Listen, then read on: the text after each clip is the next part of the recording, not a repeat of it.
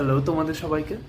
আমি কলকাতায় নতুন, তাই আমার পেজের নামও কলকাতায় নতুন। আমি 100 days 100 ব্লগ চ্যালেঞ্জটা নিলাম এবং আজ থেকে রোজ আমি একটা করে ব্লগ আপলোড করব আমার ইনস্টাগ্রাম চ্যানেলে।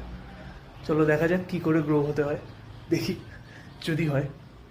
চলো, আমার খাবার চলে এসছে, এখন আমি সেটাকে এখন আনবক্সিং করবো, আনর্যাপিং করবো অ্যাকচুয়ালি। তারপর সেটাকে দেখবো যে সেখানে কী দিয়েছে। চলো।